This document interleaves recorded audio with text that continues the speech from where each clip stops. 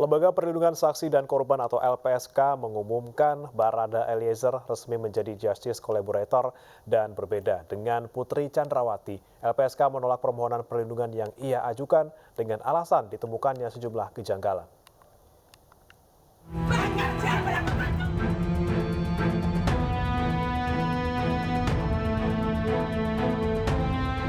Rapat paripurna Lembaga Perlindungan Saksi dan Korban atau LPSK memutuskan mengabulkan permohonan justice kolaborator yang diajukan Barada Eliezer terkait kasus pembunuhan berencana terhadap Brigadir Joshua.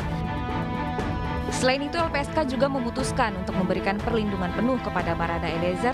Dengan demikian, status perlindungan darurat yang sebelumnya diberikan kepadanya resmi dicabut. Kemudian kami sampai pada keyakinan bahwa Barada E memang memenuhi syarat sebagai seorang justice kolaborator. Yang pertama tentu saja karena yang bersangkutan bukan pelaku utama.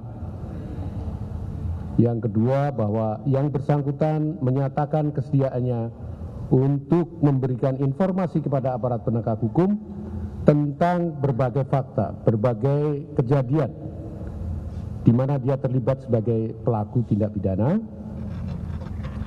Dan dia bersedia untuk mengungkap bahkan pada orang-orang yang mempunyai peran jauh lebih besar.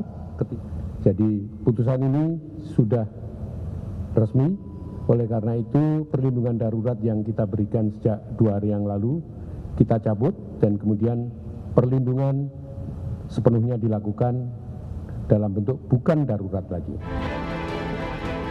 Keputusan berbeda diberikan pada Putri Chandrawati, istri dari tersangka Irjen Verdi Sambo.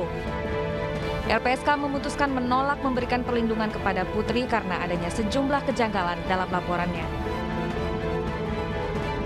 Ya, saya akan bacakan keputusan LPSK terkait dengan permohonan perlindungan yang disampaikan oleh Ibu Putri Chandrawati atau Ibu PC terkait dengan dugaan tindak pidana perbuatan asusila dalam sidang majelis pimpinan LPSK tertanggal 15 Agustus 2022 diputuskan untuk ditolak dan diberikan rekomendasi. LPSK berpendapat bahwa tidak ada ancaman yang dihadapi oleh pemohon dalam kasus yang dilaporkannya.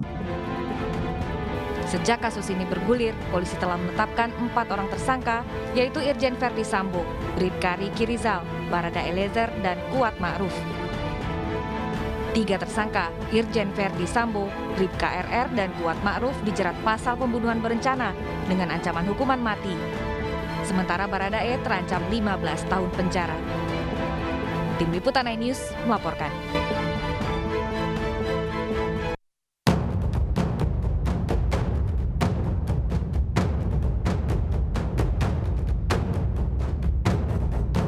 Keluarga Brigadir Joshua hingga kini masih merasakan duka yang mendalam meski kasusnya perlahan mulai terkuak.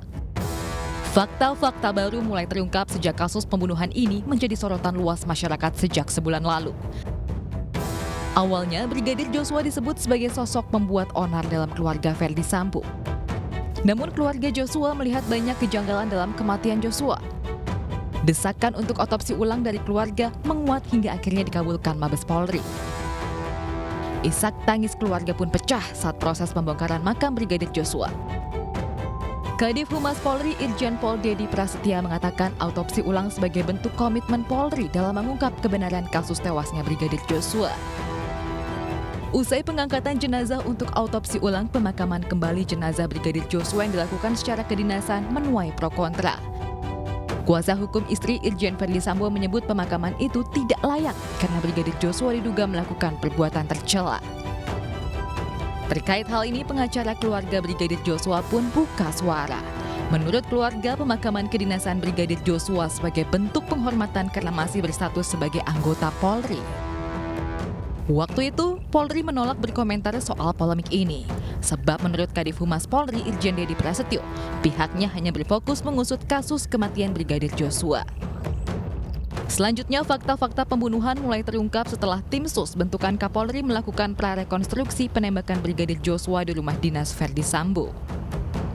Sejumlah adegan diperankan guna menggambarkan situasi pada saat peristiwa 8 Juli lalu terjadi. Dalam prarekonstruksi terdapat adegan menembak di bawah tangga rumah Verdi Sambo. Fakta kemudian terungkap, Barada Joshua ternyata bukan pelakunya melainkan korban pembunuhan berencana atasannya sendiri, Ferdi Sambo. Tim khusus mengungkap tidak ada peristiwa tembak-menembak di rumah Sambo, melainkan penembakan. Sambo memerintahkan ajudannya yang lain yakni Barada Eliezer untuk menghabisi Joshua. Sementara Ferdi Sambo mengambil pistol Brigadir Joshua dan menembakkannya ke dinding untuk melengkapi skenarionya tentang drama baku tembak. Membuat seolah-olah telah terjadi tembak-menembak.